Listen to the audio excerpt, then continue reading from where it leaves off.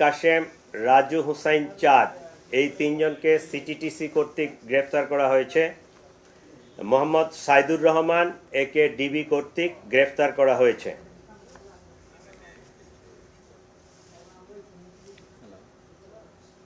অন্যান্য আসামিদেরকে গ্রেপ্তারের প্রচেষ্টা অব্যাহত আছে এবং আপনাদের মাধ্যমে সকলকে বলে রাখি, এই ধরনের ন্যাক্কারজনক ঘটনা যেন না ঘটানো হয়। দেশকে আমরা যেন সকলেই মিলে স্থিতিশীল রাখার চেষ্টা করি। আমাদের যার যার অবস্থানে আমরা যার যতটুকু দায়িত্ব সেটা যেন পালন করি, এইটুকু আহ্বান জানাই। আইন কেউ নিজের হাতে তুলে নেবেন না, এইটুকুই। আর আপনাদের উপর, আপনাদের মাধ্যমে সকলের জন্য আমি একটা জিনিস ইনফরমেশন দেই যে আমাদের যে ফৌজদারি কার্যবিধি আছে এইটার ৪৪ ধারায় এটা স্পষ্টভাবে বলা আছে, এই দুষ্কৃতিকারী বা এই অপরাধী, কতিপয় অপরাধ ওখানে একদম বর্ণনা করা আছে, তাদেরকে ধরে দিতে বা ধরতে সহায়তা করতে জনগণ পুলিশকে সাহায্য করবে। এটা আইনেই বলা আছে, আইনানুগভাবে আমরা এটার জন্য কিন্তু ইনটাইটেল। ওই যে আপনাদের মাধ্যমে আপনারা এবং যারা আমাদেরকে শুনতেছে সকলের কাছে আমাদের উদাত্ত আহ্বান, শুধু এই ঘটনায় না, আরও অন্যান্য ঘটনায় যে সকল আসামি আছে তাদেরকে যদি আপনারা এলাকায় দেখেন বা পান, কোনো বাসায় থাকে বা ইয়া করে, আপনারা তথ্য দিবেন। এটা কিন্তু আপনাকে আইনানুগভাবে এই অধিকারটুকু দেওয়া হয়েছে, আপনারা এই তথ্য দিবেন, আমাদেরকে সহায়তা করবেন। ধন্যবাদ সকলকে। প্রশ্ন থাকলে প্লিজ একজন একজন করে করেন, আমি যতটুকু পারি আমি উত্তর দেওয়ার চেষ্টা করব। হ্যাঁ জিয়া ভাই।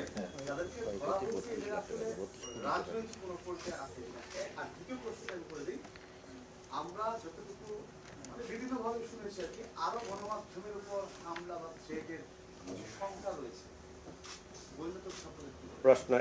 প্রথম প্রশ্নটা হচ্ছে এই রাজনৈতিক, আমি চাচ্ছি এরা দুষ্কৃতিকারী, তারা আইন ভঙ্গ করছে, আইন নিজের হাতে তুলে নিছে। বাংলাদেশের প্রচলিত যে আইন, যে বিচার ব্যবস্থা, সেই বিচার ব্যবস্থায় তাদের বিচার নিশ্চিত করা হলো, সে যে দলেরই হোক, যে মতেরই হোক।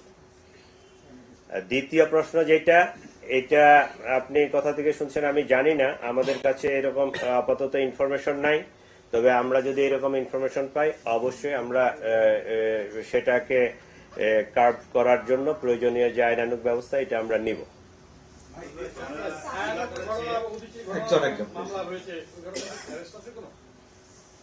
ছায়ানটের ঘটনাটার আমি এখানে আসলে ব্রিফিং করতেছি না, ওটা ধানমন্ডি থানায়। উদিচির ঘটনাও হয়েছে, মামলা হয়েছে শাহবাগ থানায়, ওইটা আর পরে ব্রিফ করব। সরাসরি হামলা করেছে বা অগ্নিসংযোগ করেছে, আপনি বলেন যে কেউ কেউ অভিপ্রায় আগুন দেওয়াটা নির্দিষ্ট একটি কাজ, সেটা লুণ্ঠনের উদ্দেশ্যে সাধারণত হয় না। এটি একটি বিষয় যে এটি ডিটেক্ট করতে পেরেছেন কিনা, কারা আগুন দিয়েছে। আর একটি বিষয় হচ্ছে যে এই ঘটনাটি ঘটার পেছনে অনেক বেশি ইন্ধন আছে। অনেক জায়গায় আমরা ওপেন ফেসবুক খুলে দেখেছি কেউ কেউ এটার উস্কানি দিয়েছে, ইন্ধন দিয়েছে। আপনারা কি তাদের বিরুদ্ধে কোনো কাজ করছেন? এরকম যদি সংশ্লিষ্টতা থাকে, আমরা ওই যে ভিডিও ফুটেজ দেখে তাদেরকে চিহ্নিত করার চেষ্টা করতেছি এবং অ্যারেস্টও করতেছি। আপনারা জানেন যে 17 জন আমাদের অ্যারেস্ট হয়েছে, আরও অ্যারেস্ট হবে, কারণ ওখানে অনেক লোকজন ছিল যারা সরাসরি এইটার সাথে জড়িত। একটা ঘটনার প্রতিবাদ বা আউটব্রাস্ট করা এটা একটা আলাদা জিনিস, কিন্তু এই ঘটনার আড়ালে আমি একটা অফিসে গিয়ে আগুন দিয়ে দিব, ভাঙচুর করব, ভ্যান্ডালিজম করব, এটা অনাকাঙ্ক্ষিত। এইটা যারা করছে এইটা ব্যাড ইন্টেনশন নিয়ে করছে, তাদেরকে আমরা অবশ্যই আইনের আওতায় নিয়ে আসবো। বলবেন যে মব ভায়োলেন্সের বিরুদ্ধে আপনারা সবসময় অ্যাক্টিভ কথা বলেন, স্বরাষ্ট্র উপদেষ্টা বলেন। এই যে মব ভায়োলেন্স হলো, প্রথম আলোতে আক্রমণ হলো, আমরা কালাম বাজারে ছিলাম, আমরা দেখলাম। তারপরে ডেইলি স্টার আক্রমণ হলো, ওখানে আমাদের 20-21 জন সহকর্মী সেখানে আটকা থাকলো। আপনারা বিএনপি কতটা শক্ত, আপনারা কি অক্ষম? তারপরে পরের দিন উদিচিতে হামলা হলো, আপনারা সেটা উদিচির পাশে এসবির অফিস আছে সেখানে অ্যাটাক করলো, আপনারা থামাতে পারলেন না। আমাদের বিএনপি কি সক্ষম আমাদের নিরাপত্তা দিতে? আমরা সক্ষম, সব সময় সব ঘটনা আমরা কার্ভ করতে পারবো, বিষয়টা এরকম না। যদি বিগত দিনের কথা বলি তাহলে দেখেন, যখন পাবলিক সেন্টিমেন্ট একটা গ্রো করে, এটাকে রিজেন্টমেন্ট করার জন্য রাষ্ট্রীয় যে সক্ষমতা সেটা রাষ্ট্র তো সর্বোচ্চ পর্যায়ে সেটার ব্যবহার করে। কাউরান বাজারের যে ঘটনাটা, ওখানে যে অবস্থা ছিল এটার অন্তরালে আরও কিছু বিষয় আছে। আমরা যদি ওখানে অ্যাকশনে যেতাম তাহলে গুলি হইতো, 2-4 জন মারা যেত। পাল্টা তারা পুলিশকে, আমার ওখানে যে পুলিশ ফোর্স ছিল, পুলিশ ফোর্সের উপর আক্রমণ করত এবং আমরা জানি না যে তাদের মনের ভিতরে কি ছিল। যদি পুলিশ 2-4 জন সদস্য আমার সেদিন নিহত হইতো, তাহলে আপনারা জানেন যে পুলিশ জাস্ট 1 বছর আগে বিরাট একটা ট্রমা থেকে আমরা তাদেরকে এই পর্যায়ে নিয়ে আসছি। সামনে ইলেকশন, এই পুলিশের যদি আবার নতুন করে ক্যাজুয়ালিটি হয়, এই পুলিশটাকে দিয়ে আমি সামনে আগাইতে পারবো না। যে কারণে ওখানে আমরা অ্যাকশনে যেতে পারি নাই। কোনো হিউম্যান লাইফের কোনো অ্যাক্সিডেন্ট হয় নাই। এইটা আমি বলবো যে এই এত বড় একটা ইনসিডেন্টের আমাদের এটা অ্যাচিভমেন্ট, যে কোনো ধরনের ক্যাজুয়ালিটি ছাড়া জিনিসটাকে এটাকে ট্যাকেল দেওয়া গেছে। সম্পদ কিছু গেছে, ক্ষতি হয়েছে, সেটা হয়তো পূরণ করা সম্ভব, কিন্তু একটা হিউম্যান লাইফ যখন লস্ট হয়, এটা কোনো কিছুর বিনিময়ে আর ফিরে আনা সম্ভব না। যে কারণে আমরা ওখানে অ্যাকশনে যাই নাই। আমার একটা প্রশ্ন ছিল, আমার নাম সাবিহা, আমি এএফপিতে কাজ করি। তার মানে জিনিসটা দাঁড়াচ্ছে যে আপনারা আসলে সেদিন অ্যাকশনেই যাননি, তাই তো?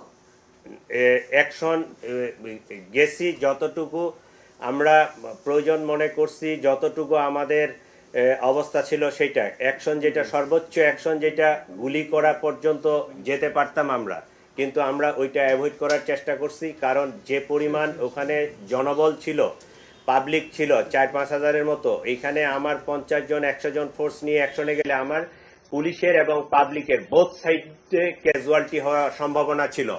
এই সম্ভাবনায় আমাকে পরিস্থিতি বিবেচনা, অনেক সময় আমার স্থান কাল পাত্র ভেদে আমাকে অ্যাকশনটা নিতে হবে। আমি ইচ্ছা করলেই সব জায়গায় ফায়ার ওপেন করতে পারবো না, এটা করা উচিত না।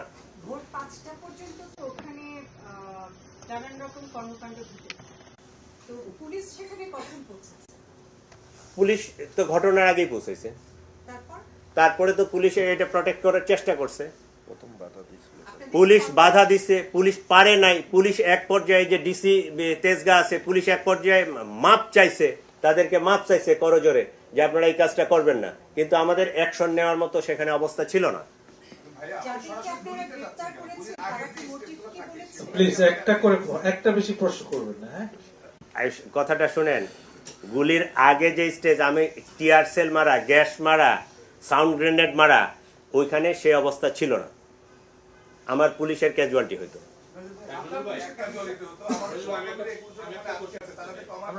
লাস্ট একটা কোশ্চেন নেই, লাস্ট একটা কোশ্চেন নুরুল ভাই। ঘটনাগুলিতে যদি এইরকম গ্যাদারিং হয়, 5,000-10,000 লোক হয়, সেখানেও কি আপনারা ব্যর্থ হবে? আমরা যদি অ্যাডভান্স ইনফরমেশন পাই, সেক্ষেত্রে আমরা অবশ্যই মেজার নিব। কারণ আমরা শুধু পুলিশ না, বাংলাদেশ পুলিশের পাশাপাশি র্যাব, বিজিবি, বাংলাদেশ আর্মি, তারাও ফিল্ডে আছে, সকলেই কাজ করতেছে। এইটা অল অন এ সার্ডেন একটা ঘটনা ঘটে গেছে। আমরা এরপরেও তো এর পরের দিনেই তো বিরাট বড় একটা জমায়েত হইলো সাউথ প্লাজায়, শাহবাগে। আমরা তো কোনো কিছু করতে দেই নাই, আমরা তো সক্ষম হয়েছি, আমরা তো এটা টেকেল দিছি। শেষ করি। কিন্তু স্পষ্টতই বেশ কিছু জ্ঞান দেখা যাচ্ছে যে এই ঘটনাগুলো ঘটার আগে 5 মিনিট, 10 মিনিট বা আধা ঘন্টা আগে ফেসবুকে স্ট্যাটাস দেওয়া হচ্ছে এবং খুবই সুপরিচিত ব্যক্তিরা এই স্ট্যাটাসগুলো দিচ্ছেন এবং বলছেন যাও ওটা ভেঙে আসো, এটা ভেঙে আসো, এখানে আগুন। তাহলে আপনারা কি তাদের বিরুদ্ধে কাজ করছেন? আর খুব সুনির্দিষ্টভাবে কিছু ব্যক্তি আছে ফেসবুকে যাদেরকে সবাই চেন, এবং তাদের বিরুদ্ধে আসলে ওই ধরনের কোনো অ্যাকশন বা তাদের বিরুদ্ধে তাদেরকে ধরে আনা, তাদেরকে জিজ্ঞাসা করা, এই ধরনের কিছু আমরা দেখছি। এইটা আপনি যেটা জানেন, আমিও সেটা জানি। এইটা এখন বাংলাদেশে না, সারা পৃথিবীতে নিউ ট্রেন্ড শুরু হয়েছে। এই যে টেকনোলজির যে অ্যাডভান্টেজ এবং ডিসঅ্যাডভান্টেজ দুটাই, টেকনোলজি যখন আগাচ্ছে, আমরা যেমন অ্যাডভান্টেজ এক সময় এইখান থেকে বাংলাদেশ থেকে যদি আমেরিকায় কথা বলতাম, আমরা যখন স্টুডেন্ট ছিলাম, স্কলারশিপ বা ইত্যাদির জন্য চেষ্টা করতাম, তো টেলিফোন করার মতো অবস্থা ছিল না। আমরা সংসদ ভবনে গিয়ে ওই এমপি সাহেবদের টেলিফোন ইউজ করে কথা বলতাম। আর এখন আপনি মুহূর্তে মুহূর্তে যে কোনো জায়গা থেকে সারা পৃথিবীতে যোগাযোগ করতে পারেন। এটা হচ্ছে অ্যাডভান্টেজ। ডিসঅ্যাডভান্টেজ হচ্ছে যে মুহূর্তের মধ্যে মিস ইনফরমেশনগুলো, ডিসইনফরমেশনগুলো ছড়াই দেওয়া যাচ্ছে, ভাইরাল করে দেওয়া যাচ্ছে, এবং একটা গোষ্ঠী বা একটা জনপদ মানে ওই উস্কানিটাকে নিয়ে একটা আনস্টেবল করার বা দেশে একটা ভ্যান্ডালিজম করার সুযোগটা নিয়ে গ্রহণ করতেছে। এটা আমাদের চেয়ে আপনাদের মনে আরো বেশি সচেতন ভূমিকা পালন করা উচিত, কারণ আপনারা হচ্ছেন মিডিয়ার ম্যান। আপনাদেরকে সবাই চেনে, আমাদেরকে কিন্তু বেশি চেনে না। আপনারা যদি এই ভুল তথ্যগুলো, এইগুলো যদি অপপ্রচারগুলো যদি কম করেন, এগুলো যদি বন্ধ করতে পারেন, বা একটা ভুল তথ্য যখনই প্রচার হচ্ছে ওইটার কাউন্টার যদি একটা আপনারা দেন যে না ঘটনাটা এটা না, প্রকৃত ঘটনাটা এইটা ছিল, আপনারা যদি মিডিয়াগুলোতে প্রচার করেন তাহলে এটা কিন্তু অনেকাংশে প্রতিরোধ করা সম্ভব। ধন্যবাদ আপনাদেরকে। ধন্যবাদ আপনাদেরকে। ভালো থাকেন। আমরা শেষ করছি। ধন্যবাদ আপনাদের সবাইকে আপনাদের সহযোগিতার জন্য। ভাই আপনি এড়িয়ে গেলেন তো বিষয়টা। আমি যদি চিহ্নিত ভাইয়া। থাকি, পরিচিত ব্যক্তি থাকি, তাহলে আপনি আমার বিরুদ্ধে ব্যবস্থা নেবেন আচ্ছা, কিনা? ভিডিও ফুটেজ থেকে এখন পর্যন্ত 31 জন চিহ্নিত হয়েছে। 31 জন। আমি আর Thank প্রশ্ন you. নেব না। Thank thank you you. সবাইকে, ধন্যবাদ। থ্যাংক ইউ আপনাদের সকলকে ধন্যবাদ। না ভাই, এটা তো হলো না। আমার পরিচিত কোনো পেজ, সারা দেশ জানছে, প্রশাসন জানছে, সেই ধরনের পেজ যদি বলেন যাও আগুন লাগাই দিয়ে আসো, তার বিরুদ্ধে আপনারা একসাথে যাবেন কিনা? এই উত্তরটা এই সবাই শুনেন, একটা মামলায় 4টা আইন ইনক্লুড হয়েছে। এত বড় মামলা এর আগে হয়েছে কিনা আমি জানি না। পেনাল কোড, বাংলাদেশে প্রচলিত যে দণ্ডবিধি, স্পেশাল পাওয়ার অ্যাক্ট, এই একই মামলার মধ্যে আছে। স্পেশাল পাওয়ার অ্যাক্টের 15(3), সাইবার সিকিউরিটি অ্যাক্ট, যারা এই ফেসবুক, অনলাইন ইত্যাদি বিষয়ে উস্কানি দিয়ে এইটাকে অ্যাক্সিলারেট করছে, সাইবার সিকিউরিটি অ্যাক্ট। দেন এই যে দেশের নিরাপত্তা সার্বভৌমত্ব বিঘ্নিত করার জন্য যারা চক্রান্ত করতেছে তাদের বিরুদ্ধে অ্যান্টি টেরোরিজম অ্যাক্টের 6(1) ধারায় একটা মামলায় অনেকগুলো আইন নিয়ে আমরা মামলাটা নিছি। অনেক চিন্তা ভাবনা করে অনেক শক্ত একটা মামলা হয়েছে। আমরা এটা অ্যাকশন নেব। আপনারা পেনাল কোড, স্পেশাল পাওয়ার act, cyber security act, anti terrorism act, 4টা আইনে একটা মামলা হয়েছে।